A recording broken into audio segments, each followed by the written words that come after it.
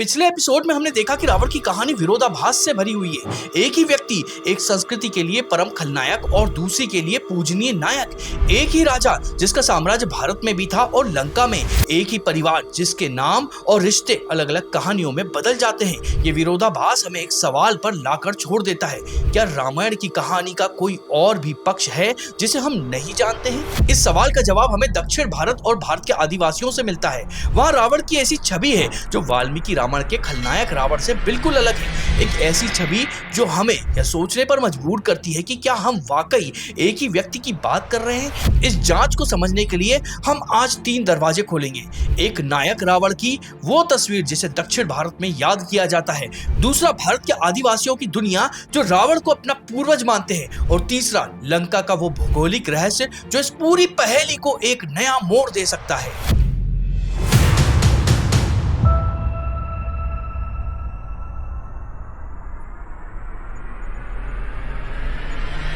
हमारी जांच का अगला सुराग हमें दक्षिण भारत और द्रविड़ परंपराओं से मिलता है। 20वीं सदी में पेरियार जैसे विचारकों ने रामायण की एक वैकल्पिक व्याख्या प्रस्तुत की। उसने धर्म से परे जाकर इसे 2 सांस्कृतिक टकराव के रूप में देखा, उत्तर के आर्य संस्कृति और दक्षिण की द्रविड़ संस्कृति। इस दृष्टिकोण में रामायण के पात्रों की भूमिका पूरी तरह से बदल जाती है। ये व्याख्या पेरियार ने कैसी भी करी हो, लेकिन हम जो समझना चाह रहे हैं कि क्या रावण एक से अधिक है, उसके लिए हमें इसकी व्याख्या को भी समझना पड़ेगा, चाहे हम पेरियार से सहमत हो या ना हो। यह राम उत्तर भारत की विस्तारवाद शक्ति के प्रतीक है और रावण दक्षिण की एक स्वतंत्र, उन्नत और समृद्ध द्रविड़ सभ्यता का रक्षक है।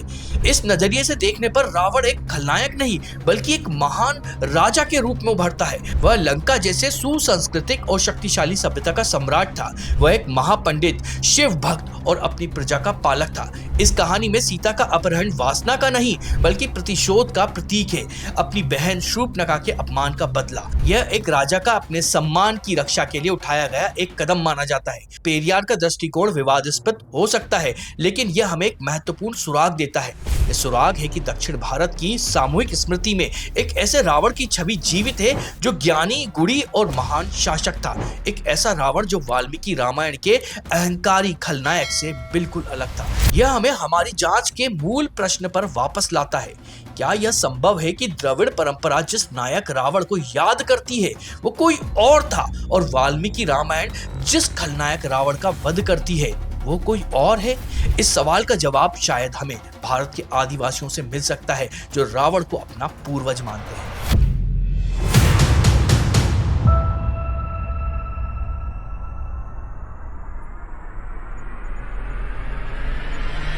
रामायण की कहानी का तीसरा और सबसे महत्वपूर्ण पक्ष है भारत के आदिवासी, जो इस जंगल के असली मालिक थे जहां यह पूरी कहानी घटित हुई थी। उनकी अपनी यादें हैं, अपनी कहानियां हैं जो किसी भी ग्रंथ से ज्यादा पुरानी हो सकती है।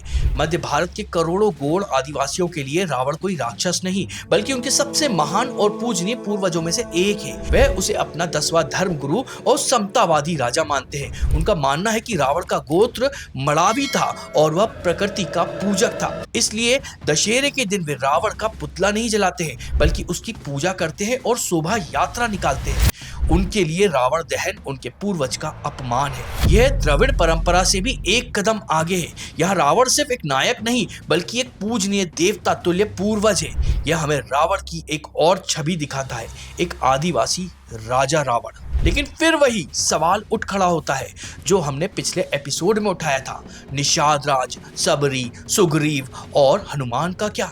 वो भी तो आदिवासी थे जिन्होंने राम का साथ दिया। जब राम रावण का वध करके लौटे तो निषाद राज ने उनका स्वागत किया। उन्होंने ये नहीं कहा कि तुमने हमारे पूर्वज को मार दिया। यह एक बहुत बड़ा विरोधाभास है। इसका मतलब क्या है? क्या उस समय आदिवासी समाज 2 गुटों में बटा हुआ था, एक रावण के साथ और दूसरा राम के साथ? यह एक संभावना है, लेकिन एक और संभावना है जो हमारी जांच को एक नई दिशा देती है।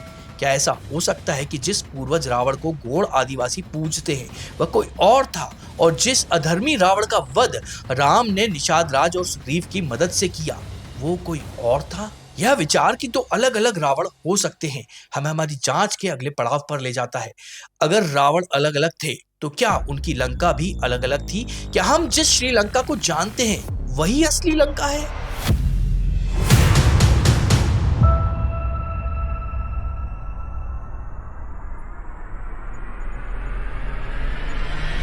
आधुनिक शोध और कुछ इतिहासकारों ने रामायण की भूगोल पर ही सवाल खड़े कर दिए हैं। वे कहते हैं कि आज जिसे श्रीलंका नाम से जानते हैं वह शायद वाल्मीकि रामायण की असली सोने की लंका है ही नहीं। इसका सबसे बड़ा सबूत श्रीलंका के अपने प्राचीन इतिहास ग्रंथ महावंश और दीपवंश में आता है। ये ग्रंथ श्रीलंका के राजाओं का ईसा पूर्व से लेकर सदियों तक का विस्तृत इतिहास बताते हैं, लेकिन आश्चर्यजनक रूप से इस ग्रंथ में रामायण या रावण का दूर दूर तक कोई उल्लेख नहीं है।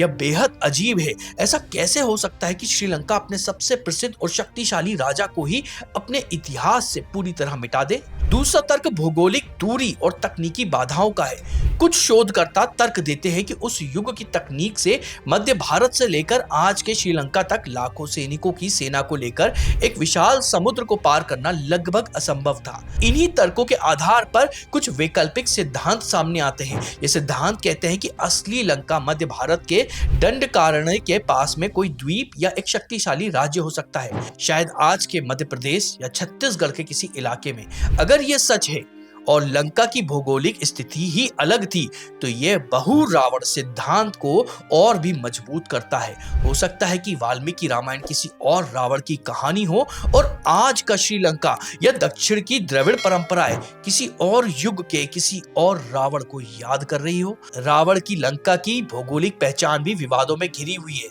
जो इस कहानी में रहस्य की एक और परत जोड़ देती है। तो अब तक हमारी जांच हमें कहां लेकर आई है? एक खलनायक रावण और एक नायक रावण, एक आदिवासी पूर्वज रावण और एक आदिवासियों का दुश्मन रावण। एक कहानी जिसके पात्र स्थान दोनों ही सवालों के घेरे में है। ये सारे सुराग हमें एक ही दिशा में इशारा कर रहे हैं कि हम शायद एक ही व्यक्ति की कहानी नहीं देख रहे, लेकिन यह सिर्फ एक थ्योरी है। क्या इसका कोई ठोस अकाट्य सबूत है? हाँ है। एक ऐसा सबूत जो समय के सारे नियम तोड़ देता है। एक ऐसा ग्रंथ जो कहता है कि रावण राम के युग में नहीं बल्कि बुद्ध के युग में जीवित थे। यह कैसे संभव है? राम जी के बाद में कृष्ण जी का जन्म हुआ और उसके बाद में बुद्ध का जन्म हुआ। अगले एपिसोड में हम खोलेंगे इतिहास का सबसे बड़ा रहस्य, समय के पार का रावण।